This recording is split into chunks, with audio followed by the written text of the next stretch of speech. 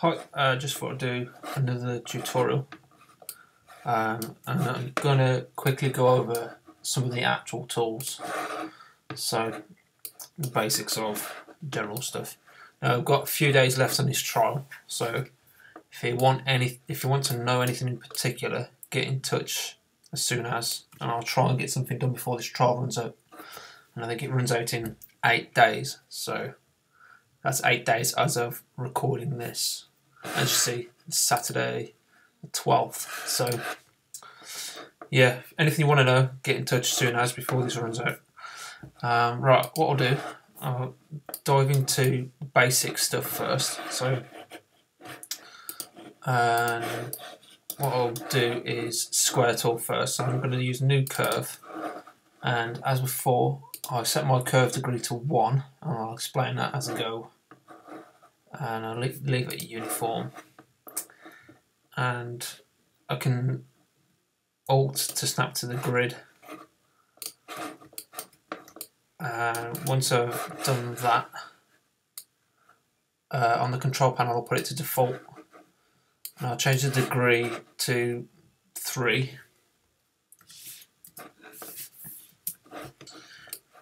And then what I'll do, if say you've got a curve and you want it to be centered but you've not modelled it center, if you press Control Shift and middle mouse, you can center the pivot on a given object. So if I click that, now that is the center of the curve. So then if I do move, which is Control Alt and middle mouse, hold Alt and click, I can move that so it's in the middle if you're needing to do anything symmetrical. Just to give you a general overview of how you go about building squares, I'm just going to mirror. If you go to Edit and go to Duplicate, there's the mirror tool. Now I'm just going to middle mouse click and hold, and I'm going to drag that to here. And then if you double click that, you can set different axes, so I can mirror that into different axes.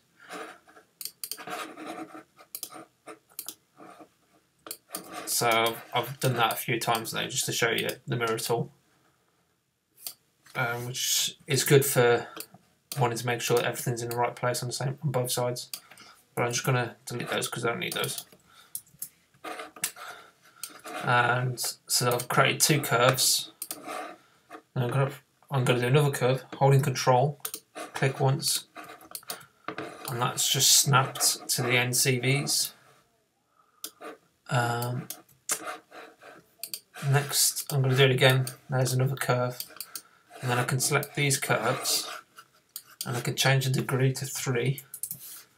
Remember from a previous tutorial, you don't want to have more than one span because that's a bad surface. And same with the curves, because the surfaces are made from curves. So if your curves are bad, your surface will be bad. So going to the surfaces, I've got a Sqaure tool here. I'll show you. If you double click that up, you get these continuity, and then you get 1 to 4.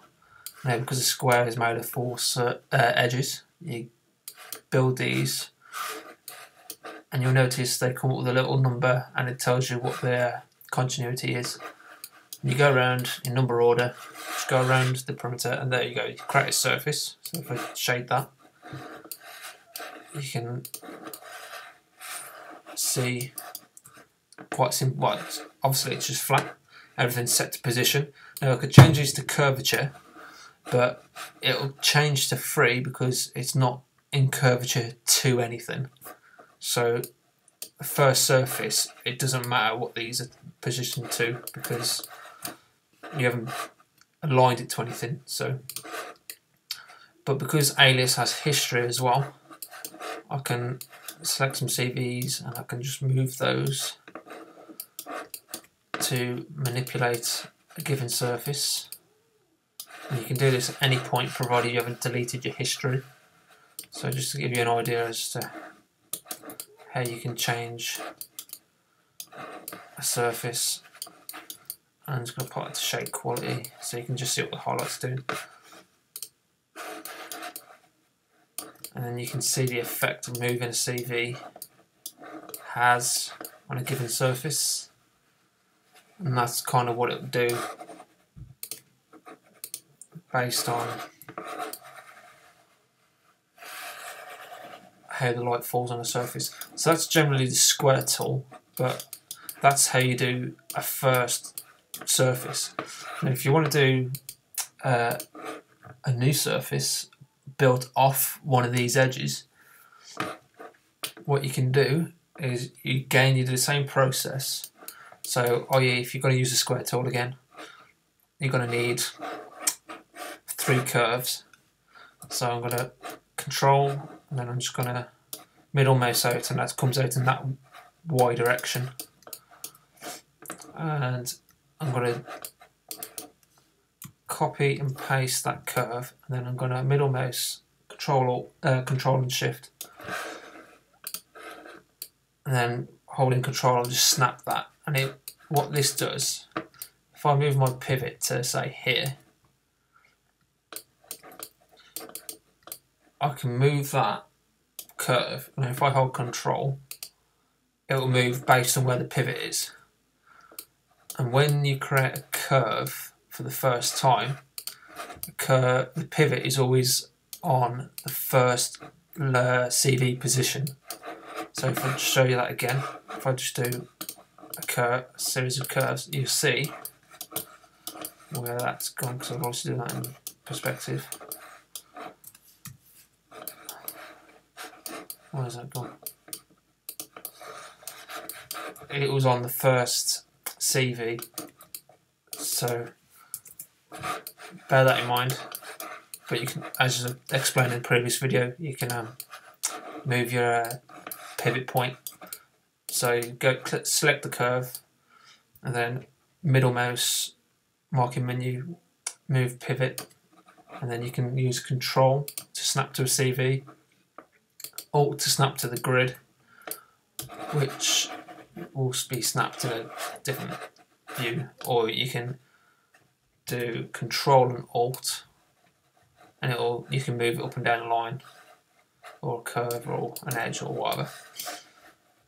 So that just for your benefit really. And then I'm going to do another curve again, control, and I'm going to set these to 3 degrees on all of them. With the newer versions you can do multiple curves at once. On older versions you couldn't. You have to do them individually if you use this method. So now if I demonstrate a surface built off here, again it doesn't matter where number 1, 2 or 3 are, as long as you go around it, because from 1 to 2, 3 and 4, as long as you go around in the perimeter it's fine. So if I double click now, as you can see, number 4 is the adjacent edge to a surface. So if I change number 4 to curvature,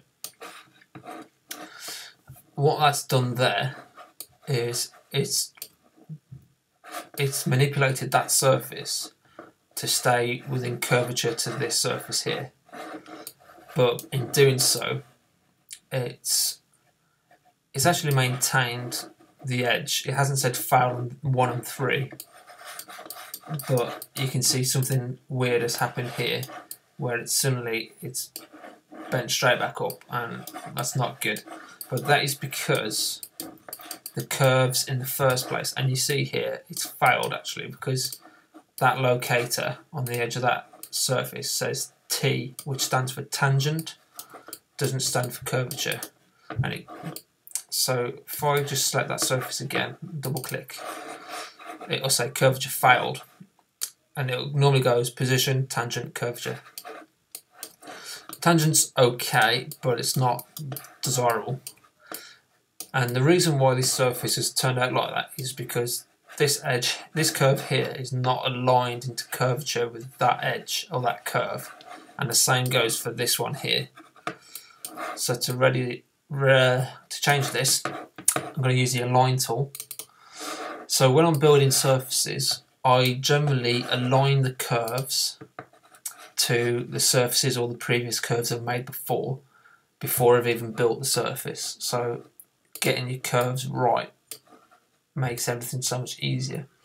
So if you click at either end of that, click nearest the end you want to align it to, in this case this edge here, and then I'm going to, once that's gone green, you can then select whether you want to align to the curve or the square. In this case I'm going to do it to the actual square, but you'll notice there's only one arrow there, and that's because it's at a degree 3 and continuity is at position. Now I want to change this to curvature. Now G2 will use the first 2 CVs to align that curve in curvature to the previous curve or the adjacent edge. If I change it to G3, it will use 3 CVs, and which is fine, but it means I have to move that CV to snap back onto there. So you'll notice the surface that was built from that curve has gone dotted to a dotted line edge. That's not the end of the world, don't panic. So just select that CV, move, hold Control and snap it back to that CV, and then the history has been repaired.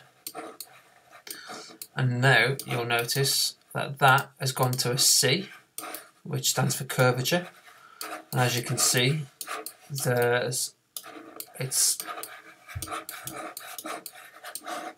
doesn't appear to be, if I delete locators just so it delete that green line, there's no crease visible on that surface. Now if I were to move these 2 CVs here, you'll notice it's ruined that surface because I haven't aligned this curve to that curve beforehand. So I generally align all my curves regardless whether they're straight or not, just so when it does come to modifying the surface, it's got history and it will update accordingly. So I'm just going to update that to that, but maybe this time I want it to be G2, and I'll accept that, that's fine. So now I can then manipulate this curve and it'll update accordingly to that one. But then you'll notice I'm getting spans on this surface as well, which again you don't want. And that is because in your Sqaure options you get these in all the tools as well. You get it in Rail and Freeform Blend and stuff like that. There's a thing here called Explicit Control. Now because I haven't told it to use Explicit Control, it will just create a series of spans to make and force that surface to do what it wants to do. And you'll notice also that it hasn't followed that curve down there. So we don't want that, that's pretty bad. So click on Explicit Control, and then where it says spans, you want to aim for that to always be 1. There'll come a case where you might need to add a span to rectify a certain edge, but what you want to try and do, you want to try and keep the numbers as low as possible, but you also want to only change the degree. Okay, because these are 3-degree curves, your surface in theory should only have to be a 3-degree surface. So if I just do that again, it's come up as a 3-degree, but it's saying here that the curvature's failed. Now you can't visibly see anything to say it's got a crease in it or anything like that, but there will be it won't be as precise a surface because it's saying it's foul. So to get that to just say curvature and not have a foul on it, U degree is generally from 1 to 3, and 4 to 2 is generally the V. So I want to modify number 4, so I'm just going to slide this one until it's happy. So that wants to be a 5-degree edge to make that happy, and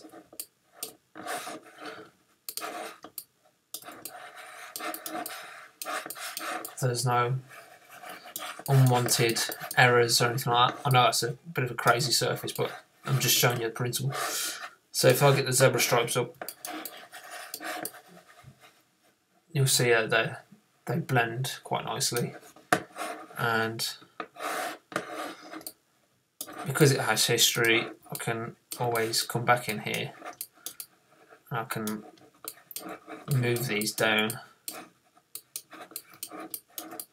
and evaluate whatever you're trying to do with the surfaces. And because these are aligned, I can move these, but you'll notice it bounces back into a certain position. So if you're moving it in a certain direction, it'll always bounce back so that it still maintains curvature with the previous curve. And for some reason I moved that. So if a curve is aligned in curvature, and that's because this curve was aligned to G3, so it uses a 3CV. So if I change that back to the G2 and accept that, I can then snap that back to there. So I can manipulate these and it will always maintain curvature between these two adjacent edges. And then if I were to maintain the curve, if I was to manipulate the curve that curve's aligned to, i.e. move it out, you'll notice it kind of wants to bend back in on itself, maintaining curvature at this point here, although it clearly hasn't done it there. So that is generally curves and aligning them. Oh, I know what that was. That was because I aligned that to the surface and not the actual curve. So I'm just going to delete these. What I'll show you now is I'll show you the Revolve tool. Now the Revolve tool is you can sweep a profile along the profile. So I could do one, and you always select your generation curve first. So you've got a generation 1 and a rail 1. So that generation is going to go along that rail. So now that creates a surface, and that will be manipulated by whatever you do with that curve and that curve.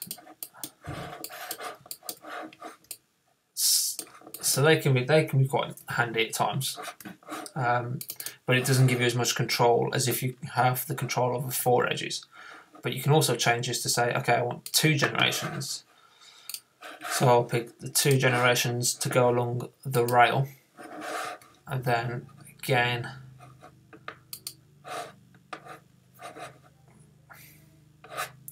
for some reason it does this. That's a 3-degree curve, and yet it's fouled. So I've changed that to parallel from sweep mode, from natural. Change it to parallel and it's stayed on that rail there. And it gives you some nice highlights, and that's, again, because it's got history, you can modify the curves to be whatever you desire them to be. And you can get a live feedback from the highlights to see what you want. You can also use the Revolve tool with 2 rail. If I just delete this surface, you can also do new curve. I'll change that to a 3-degree.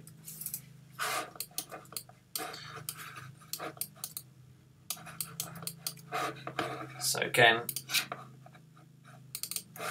if you do a 2x2, it's effectively doing the same thing as a square, but you have to do the 2 generation curves and then the 2 rail curves, as opposed to going around the perimeter as you would with the square tool. And this same sort of result as using a square. So it's up to your preference really as to which one you want to use.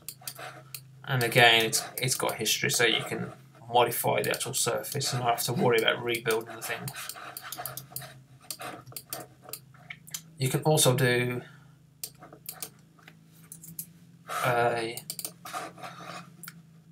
1 and 2 rails. Sorry, 1 generation and 2 rails. So you can say this one to go along this rail and this rail, and you'll notice now it says Gen 1, Rail 2. So you can have that, and it obviously just doesn't use this one here. And again, you got the control of that end, but that profile will just stay as consistent as it can, depending on whether these curves, for example, say if I select this curve and I move its pivot to here, and I'll rotate it. So if you've got like a tapered surface, it'll try and keep to that sort of profile, but obviously it'll stretch out. So it has its advantages and its disadvantages. So that's the rail tool. If I were to show you the Revolve tool, I'm just going to create a vertical line and I'll move it out.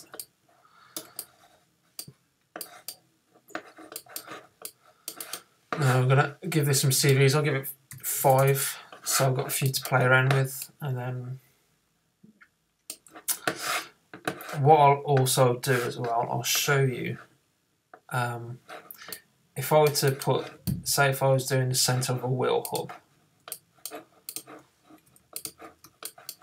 and I pull a few of these CVs out to give me, say if I was doing a spoke, for example, I'm just going to pull these out. You can use the Revolve tool, and I'll revolve this 360 so you get the full effect of what's actually happening here. And I'll keep the degree at 5 because the curve is at 5 degrees, and then I'll revolve it around the X axis, so that'll give you a surface. I'm going to toggle the grid off, and that looks okay actually, but you'll notice there is a little dimple in there.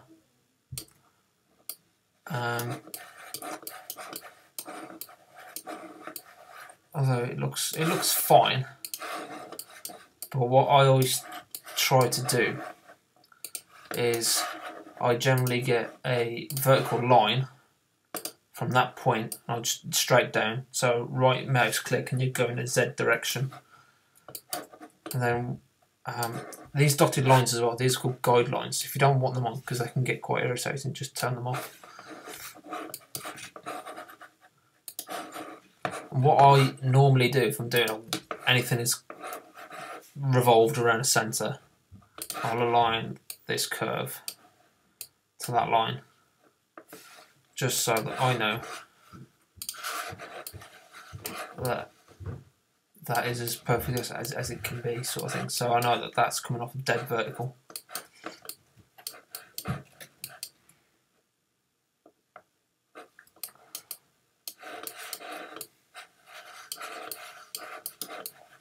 And that is how you use the Revolve tool.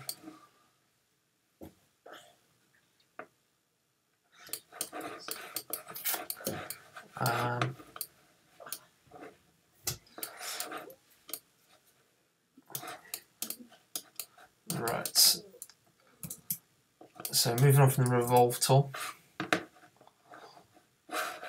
I'll show you a skin tool. Let's create some new curves again. Oh, I've done that wrong. I'll change these to 3. Going to move it out. I'm going to copy and paste that. I'm just going to move that again. Then I'm going to move that again. So I've just copy and pasted those curves. And I'm just going to change these slightly so they're all different. just for the purpose of showing you this tool. Now, skin will normally create a flat surface. So if you click once and then click twice and build, it will create a flat surface depending on whatever your curves are, but it'll go straight from one point to another point. If you do the same tool, but instead you hold shift whilst you click, you can click more than one curve, and by doing that it will blend between 3 curves and as evenly as it can, sort of thing. So this could be quite handy for doing windscreens and symmetrical surfaces. So what you can do, for example, is you can have, I'm just going to put this curve on the centre, and then in the side profile, just going to move this down, but I'm also going to just mirror that. Oh, wrong way.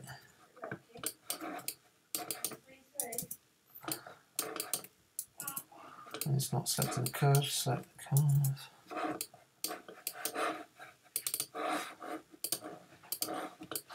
So I've just mirrored, so this one and this one are the same. And I'll just move that up just to get a better effect. So then I can say one, holding shift, click on the next one and then the next one, build those, and it's gone across based on those curves that you've just made, which gives you a symmetrical surface. Obviously it only gives you the control of these 3 as opposed to building an edge down here and an edge down here and doing it with a square. So that can be quite handy for doing across this asymmetry plane. Next thing I'll show you is the fillet tool. So if I just create 2 skins between those curves, and because they're flat I end up getting points. If I want to add a radius to those 2 points, the most accurate way of doing that is using the surface fillet, which is this tool here. So I'm just going to double click that. I'm going to set the, rather than using radius, I'm going to use chord, and then I'm going to keep it to curvature, and then I'm going to put the degree to 3, although it's asking for 3 and 3. Okay, I'll put it to 5 so it's the same.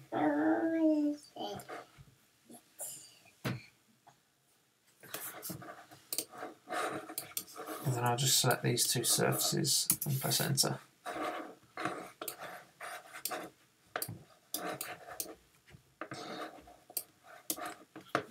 And then what we'll do is you can go down to the flow. So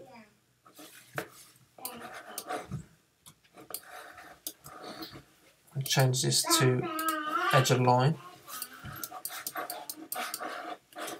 I'll change this one to edge align.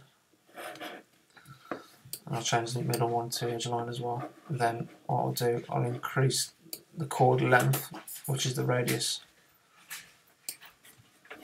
I'll change it to something substantial.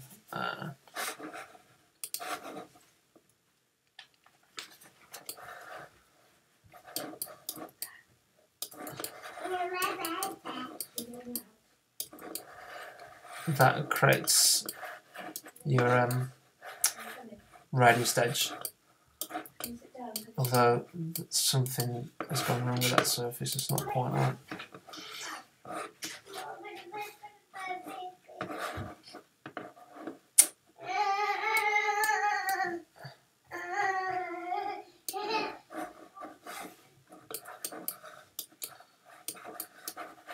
Just going to change this to 100, or just so it's a bit bigger.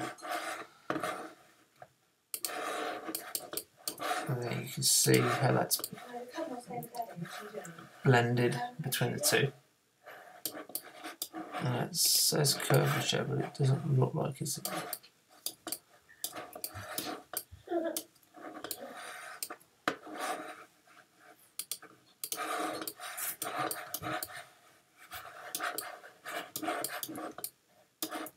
You can also do variable.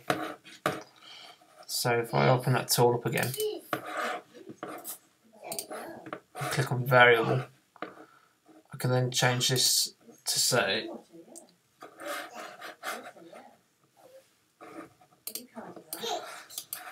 I can change this by just dragging the value, and then I can click anywhere along the blue line, and then I can again just drag that value. This value relates to where along the curve, so this end being 0 and this end being 1. If you type in 0.5, it'll be smack bang in the middle. And then if you click again at this end, I can make this quite small or something. And then if I click on that value and type 1, it'll go right to the very end. So then we can manipulate accordingly.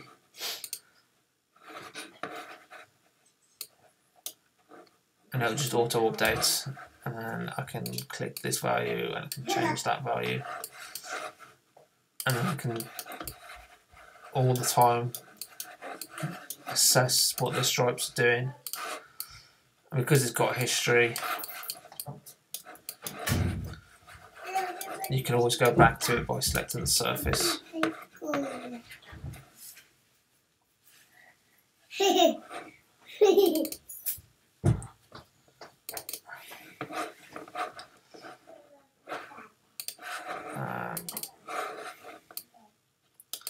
Sorry, you can probably hear my daughter in the background running around. Yeah, so that's how you create a fillet or a radius on the edge of two surfaces.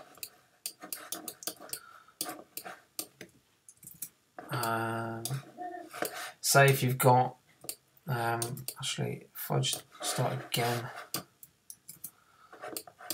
I'm going to quickly create some curves and create two squares that aren't joined. So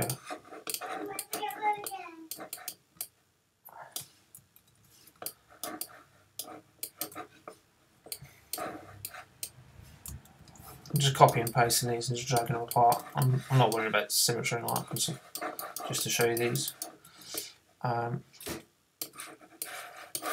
Let's change all those to a 3°. The purpose why I do these, changing the degree here, is I get these CVs spaced nice and evenly.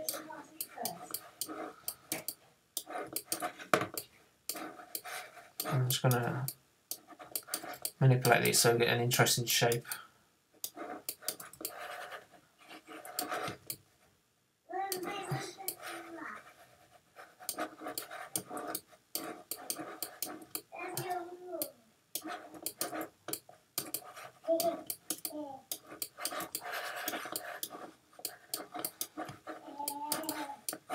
Now I'll just do skin for these just to show you the blend in between the two.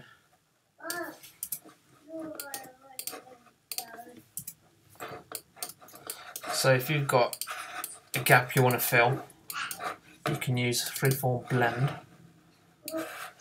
which you can do to curvature, and it will go for G3, and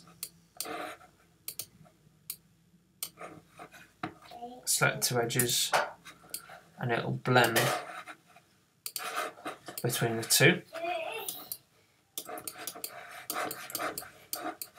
And then where it says side 1 shape and side 2 shape, you can adjust the effects it has coming off the adjacent edge that you've built from.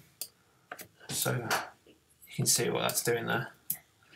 You can unlock and do them separately, just to give you a bit of control over what's happening with that sort of surface there. Again, because it's got history, you can pull these up. Maybe you could even make these negative.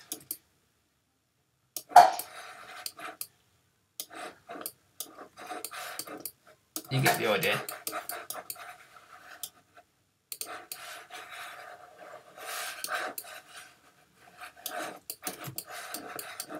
And maybe we'll even make these ones negative. It will just update.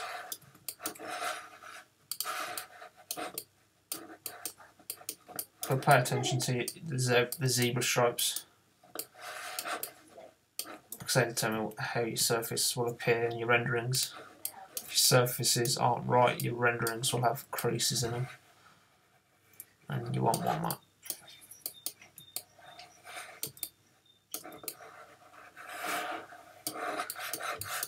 So you get an idea as to how you can get these typical automotive highlights on your surfaces. So if I just select a few different, what I'm going to do, I'm just going to, because there's a ground plane right in the middle of all that, just going to move them up. And you get an idea as to what that's doing now. You kind of relate that to what happens on cars quite a lot. This highlight.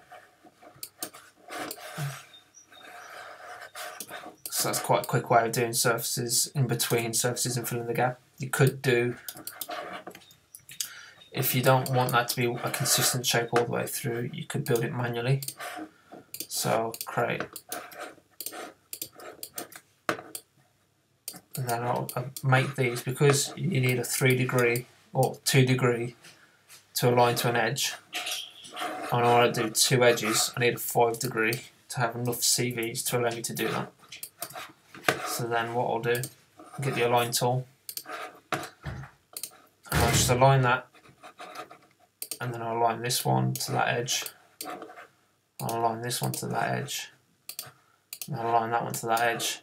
Now that has produced the same thing, and if I were to build a square, again you just go around in number order around each edge.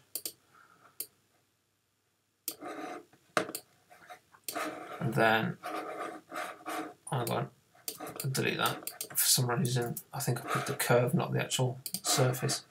Curve, skin, curve, skin. And then you double click and go up to your continuity options, and then I'm going to change, if you just change all of them to curvature, it'll do that. And the reason why is because 1 to 3 is currently set to a 3 degree curve in here, although it's made of a 5 degree curve. So you can see it has failed, and you can see where it hasn't matched the curve that you've built. So change that to what it needs to be, 5 degree. And then by changing that to a 5 degree, because your curve's a 5 degree, everything's happy. So that's happy, it's happy at both sides.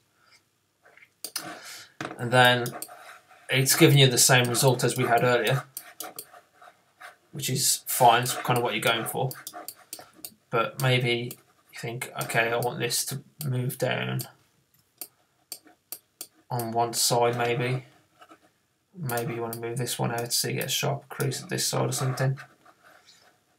Maybe you want this one to move in that direction. So you can make it to whatever you want on whatever side, if it's an asymmetric thing. Again, I can maybe reduce this quite a lot, so I've got almost like a flat edge. And then maybe these ones is more severe.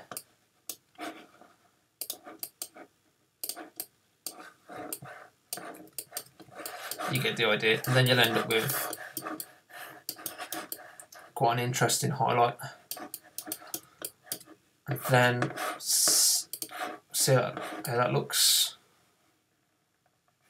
I'm going to delete locators.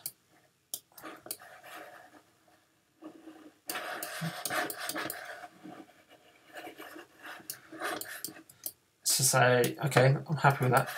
Maybe what I'll show you now is how to intersect another surface. So for now, I'll use a circle tool. I always use this circle tool, as explained in the previous video. You select the origin and then you just drag out how far you want it to be. If I use the other circle tool,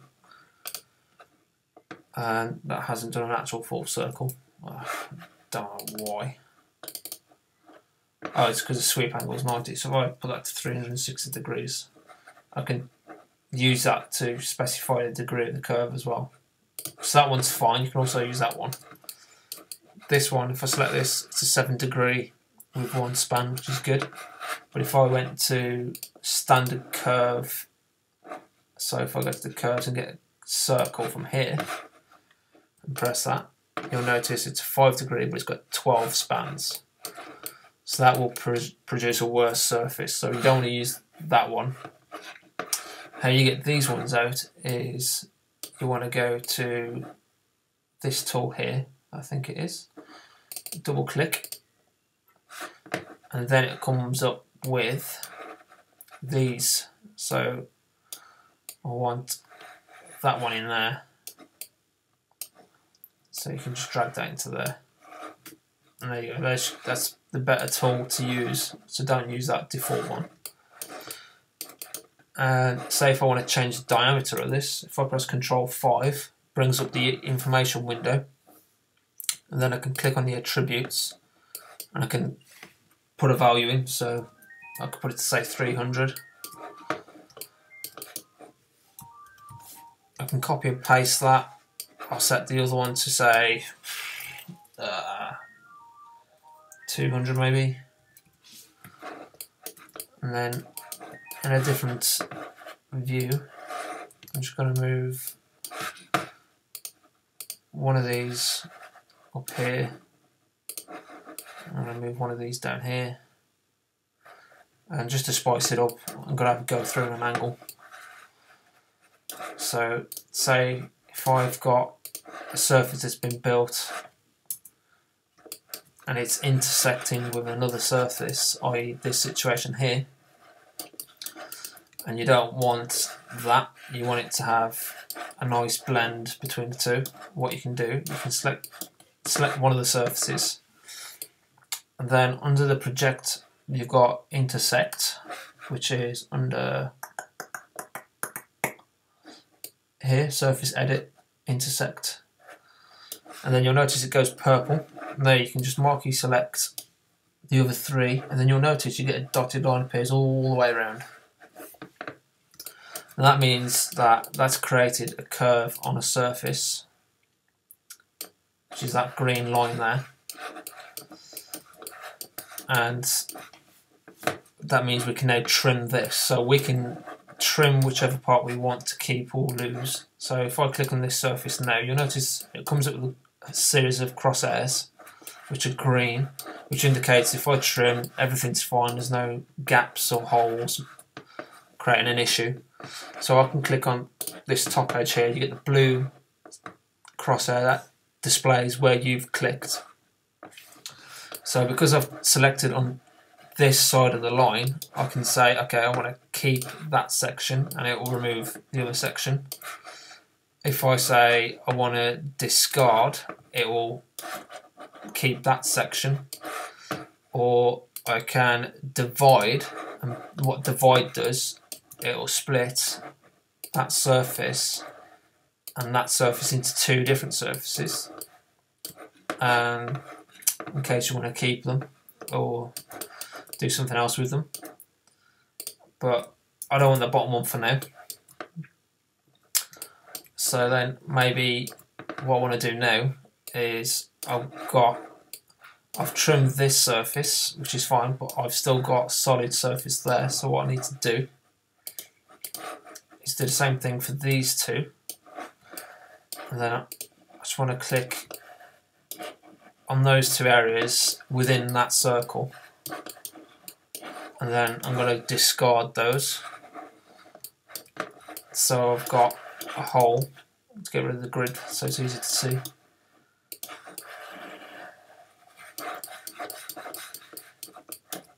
And then what I can do, I can use a surface fillet,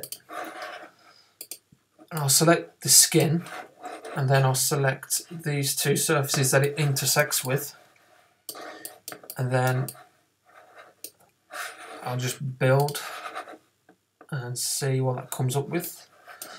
And that's based on my previous settings as well. So if I double click that up, I can make that a consistent radius based on this value in here. So I can say, okay, I want this to be 75 maybe.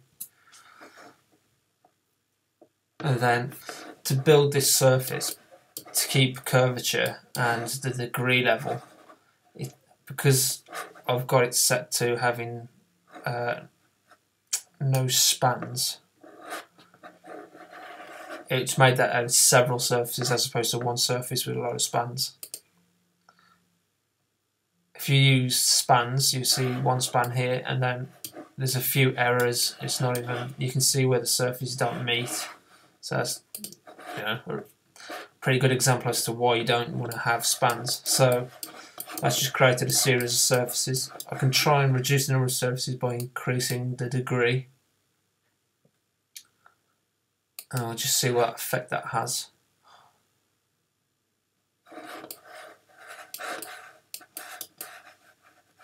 And you can also, if I change the form factor, that can have an effect.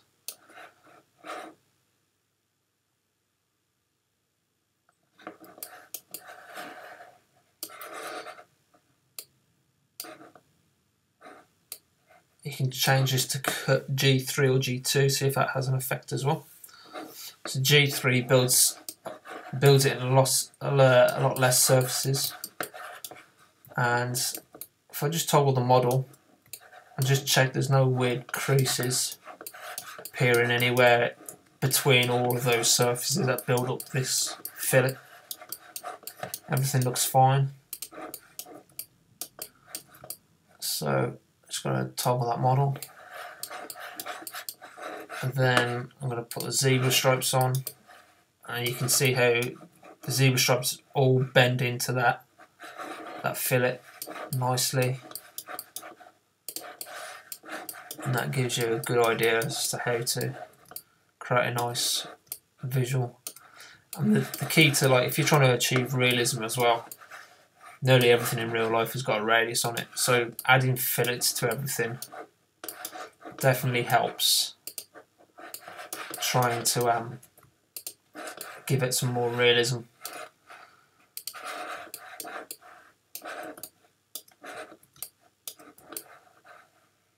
So you can get an idea there by just looking at that as to what that's created, and you know that they're a good quality surface. I mean, it's not A class, but it's a good quality surface. So that is how you intersect, trim and fillet any surface, as long as they overlap. They don't overlap.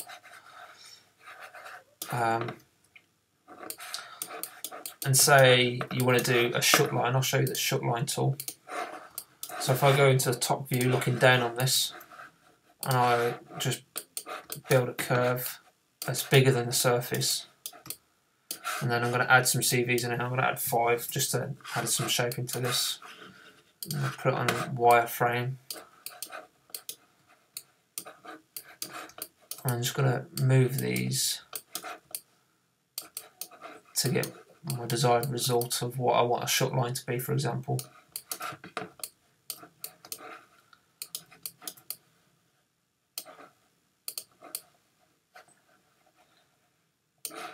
And I'm just playing around with this just to show you what you can do. Now what I want to do now, to create a shut line, I'll use this tool, but first I need to do project. And what I need to do, because I'm in the Z axis, which is the blue one, I need to set that to blue, and then I'm going to select the surfaces that I want to project onto, and then I'll select the curve and then press project. And what that's done is this curve that's perfectly horizontal, but it's got some shape to it, it has projected it straight down onto this form that we've got going on here, and that is given 3 curves and surface, which I can use now.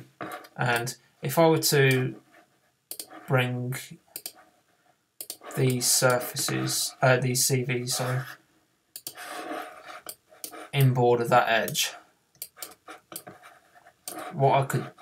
you could see that that hasn't come off the actual edge of the surface, and this is a good way of showing you the trim tool. If I click on the trim now, you'll notice it's got a red cross. So I can't delete this area because it's not a closed loop. So if I try and delete that now, it won't do anything because that curve hasn't passed that edge. So then if I manipulate this CV to come off, I can then trim.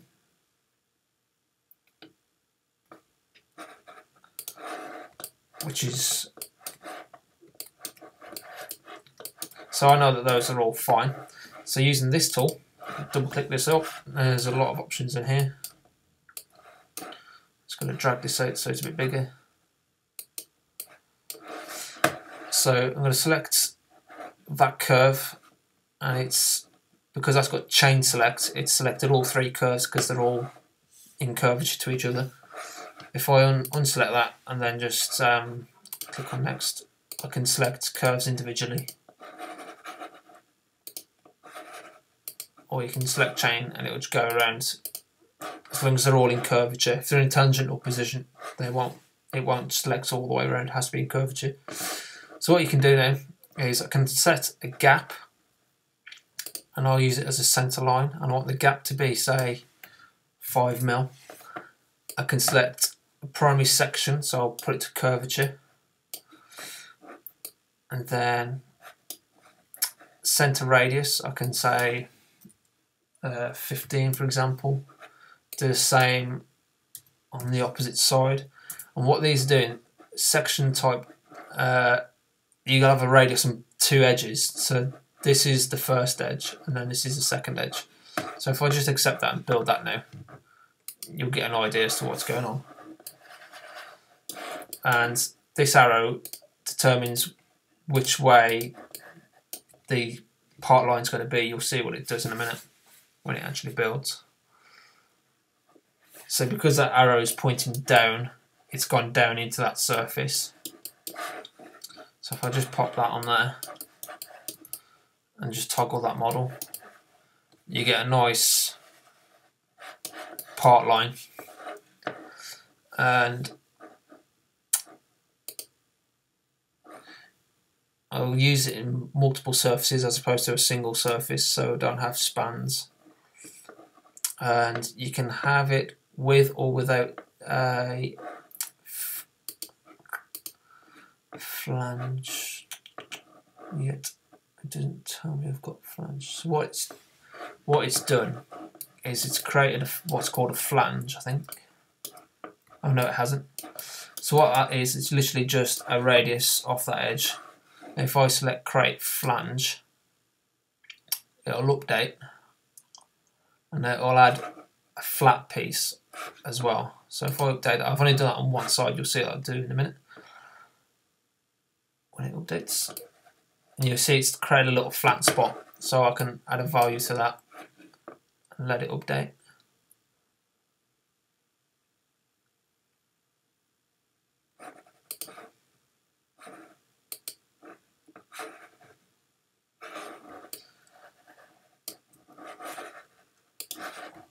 And it will do that as a separate surface based off those little rads in there. And then if you want an asymmetric radius, you can change one of these values, for example. So I can change this to say 5.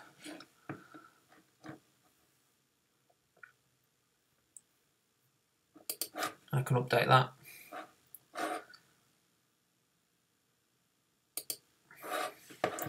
So then you see what it's done there, it's reduced the radius on one side compared to the other side.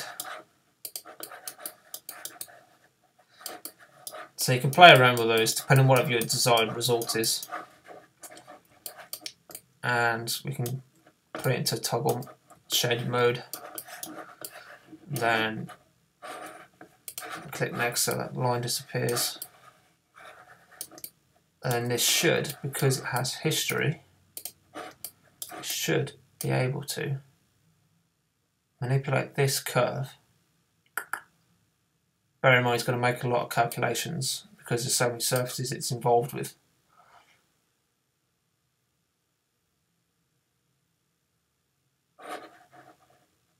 And you can just manipulate that, so you're always free to change whatever you've done before. You don't have to worry about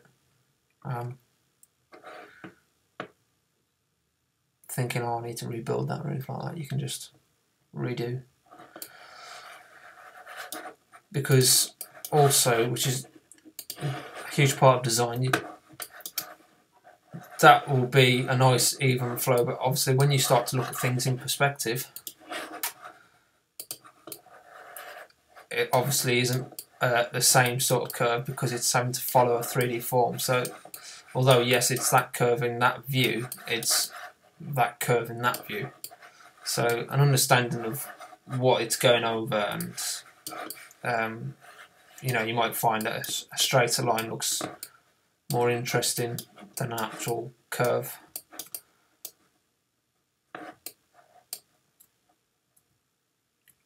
Let's wait for that to update.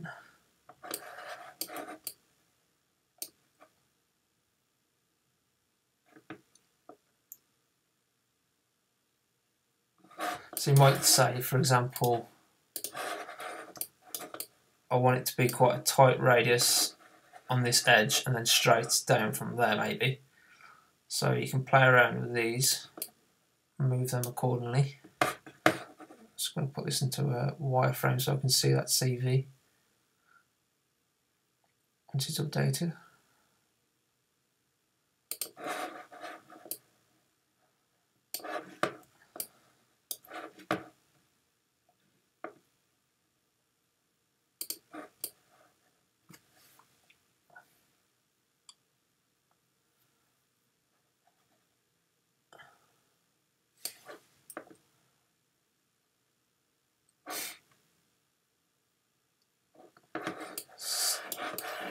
So you can try and get this corner to be meeting up maybe with this corner. Maybe it curves in and then comes straight down from there maybe. And you can just update on the fly, which is, again, one of the selling points of Alias. So that's how you can do like shut lines, part lines, door openings, you name it. It's a pretty awesome tool. Also as well, clicked on perspective with that. So again, an idea as to what that looks like in perspective or through a camera lens. But you can also go to Windows, Editors, Cameras, and then you can select the camera you're using, which is currently just camera 1. So you can then go down to lens properties and select a millimeter of a cam, right? So I'm going to set 28mm, and it will behave the same way a 28mm lens on a camera would be. So I could use maybe a 65mm.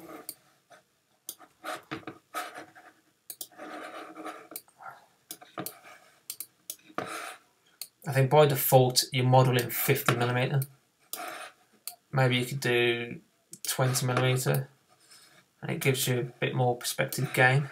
You'll notice that value changes. You could do a 200mm. So that's how you can change the lens on your actual viewport camera and your perspective. This doesn't affect the orthographic view, only affects perspective. You can also go to editors, cameras. Is it here you add a new camera? Oh no, it's not in here, I don't think. One of these, this icon up here, I believe is add a new camera. So if I click on the middle one, camera inside a box, it just says camera 1. Click on that. Okay, it hasn't actually changed it, it's just given me the options. If you go down on your palette, I think, view, new camera. So if you click on that, and then it'll come up in here, camera 2. And then you can, again, go to the same process, editors, cameras, select camera 2, change the lens on that.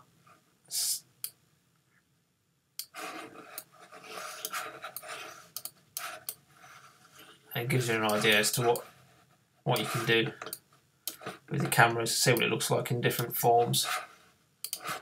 Pretty cool. So overall, that's shown you most tools, I think. Yeah, I'll leave it at that for now. Any questions or anything else you want to know, drop a comment, and I'll leave it at that. Cheers.